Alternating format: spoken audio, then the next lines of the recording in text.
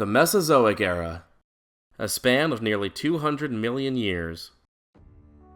Known as the Age of Dinosaurs, but also one of the most dramatic and transformative chapters in Earth's history. Continents drifted apart, oceans rose and fell, ecosystems flourished and collapsed, and through it all, dinosaurs evolved, diversified, and dominated the planet. Mesozoic literally means middle life. It occurred between the Paleozoic, meaning old life, and our current era, the Cenozoic, or new life. Together, these three eras make up the Phanerozoic eon, characterized as all the time in which life existed on planet Earth. Let's take a tour through the Mesozoic era from the dawn of the Triassic to the close of the Cretaceous and see how the world and its dinosaurs changed along the way. The Mesozoic is known as the Age of Dinosaurs, and it was, but it didn't start that way. At the beginning of the Triassic, about 250 million years ago, the world was still recovering from the worst mass extinction in Earth's history, which had just wiped out over 90% of all species. Life was just barely hanging on. All the land was amassed into Pangaea, one vast, dry supercontinent that stretched nearly from pole to pole. Forests were sparse, and tropics were brutally hot and arid.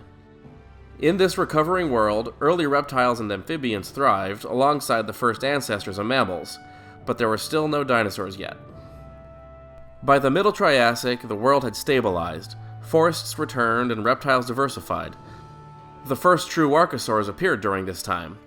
This is the group that would eventually include crocodiles, pterosaurs, and dinosaurs. A competition for dominance began among the archosaurs, and at first it didn't look like the small ancestors of dinosaurs would prevail. A wild spectrum of strange crocodile-like pseudotsuchians ruled the floodplains, while small bipedal reptiles darted between them. Somewhere in what is now South America, among these early archosaurs, the first dinosaurs were evolving, small, fast, and lightly built. They didn't look like rulers of Earth yet, but their lineage had begun. The dinosaurs truly enter the picture by the late Triassic. They had spread across Pangaea, though they still shared the world with a variety of competitors, from the long-necked crocodile-like phytosaurs to massive predatory Rauisuchians. Early dinosaurs like Plateosaurus and Coelophysis were establishing the basic blueprints for what was to come. But at the end of the Triassic, disaster struck again. Another mass extinction, likely triggered by massive volcanic eruptions as Pangaea began to break apart. When the dust settled, most of the dinosaurs' rivals were gone, leaving them free to take over the world. The Jurassic opened with a greener, wetter planet. Pangaea was breaking into northern and southern halves, Laurasia and Gondwana respectively, and the dinosaurs were thriving. This was when they began to diversify into the more familiar groups: long-necked sauropods, horned and plated herbivores, and the carnivorous theropods. Forests of conifers, ginkgos, and cycads covered much of the land, while the first true mammals scurried below, none much bigger than a modern house cat, and mostly much smaller.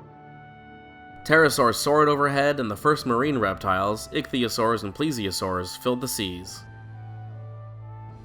And the dinosaurs weren't just surviving anymore, they were beginning to truly define the age. Theropods, like Dilophosaurus, were achieving much larger sizes than their Triassic cousins. And speaking of large, true sauropods were now beginning to reach the sizes that made them famous, forcing them into obligate quadrupedality. Early ornithischians were still small in the early Jurassic, but by the Middle Jurassic, they were growing larger and beginning to exhibit the great diversity they would eventually become known for. The earliest stegosaurs appeared around this time. This was also when the earliest known true birds were taking shape, small, feathered dinosaurs experimenting with flight. From this point onward, pterosaurs would no longer be the sole proprietors of the Mesozoic skies.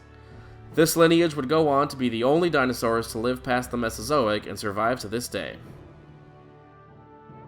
The Tethys Sea was widening, dividing the continents further and setting the stage for the geographic patterns that would shape the next 100 million years.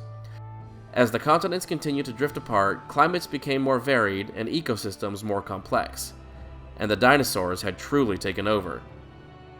Giant sauropods like Diplodocus and Brachiosaurus roamed the floodplains of the Morrison Formation in North America. Stegosaurs lumbered through fern prairies hunted by massive predators like Allosaurus and Ceratosaurus. By now, the continents were well on their way toward their modern arrangements, and the world was lush, warm, and full of life. The line between the Jurassic and Cretaceous isn't clearly defined. In fact, it's the only boundary between Mesozoic periods that doesn't have a fixed date, but we can still see the changes happening. Sea levels rose in the early Cretaceous, creating new shallow seas, and flowering plants began to appear for the first time. Sauropods had vanished from the northern continents, but remained diverse in the south, especially in what is now South America and Africa, where the great titanosaurs began to evolve. Meanwhile, new groups of dinosaurs took center stage in the north: the armored ankylosaurs, the duck-billed iguanodonts, and the earliest ceratopsians in Asia. Large carnivorous dinosaurs were now the norm as well, including groups like the spinosaurids and carcharodontosaurs. Smaller, but no less fearsome carnivores, the dromaeosaurs, began appearing in the early Cretaceous as well. By now, the continents were taking on their modern shapes. North America was split in two by the Western Interior Seaway, resulting in diversity between eastern and western ceratopsids and tyrannosaurs, both of which were now much larger than their Asian ancestors. North America was also dominated by massive hadrosaurs in the late Cretaceous, replacing the sauropods that were absent from the continent. The southern continents were home to the abelisaurs, strangely proportioned theropods that filled the large carnivore niche, as well as the last of the titanosaurs, the largest animals ever to walk the earth. Europe had become an island archipelago, causing many cases of island dwarfism amongst the dinosaurs of this area, while Asia saw many unique groups, including the large therizinosaurs and dinochirids, and the tiny alvarezsaurs. Birds were now fully established, sharing the skies with the last of the pterosaurs, which had grown to incredible size in their own right. Forests of flowering plants supported rich, diverse ecosystems, and life on Earth was flourishing. But 66 million years ago, a 10-kilometer asteroid struck Earth and everything changed. In the blink of a geologic eye, the Age of Dinosaurs came to an end. Birds survived, carrying their legacy, but the Age of Reptiles had run its course. Along with the dinosaurs, the great reptiles that had ruled the sea and air vanished as well. The Mesozoic wasn't just the story of dinosaurs, but of evolution itself, of how life rebounds, adapts, and thrives through catastrophe time and time again. Bookended by mass extinctions and a prelude to the dawn of the modern world, the Mesozoic tells one of the greatest stories ever written in stone, of ever-shifting landscapes, survival, and the evolution and resilience of life on Earth.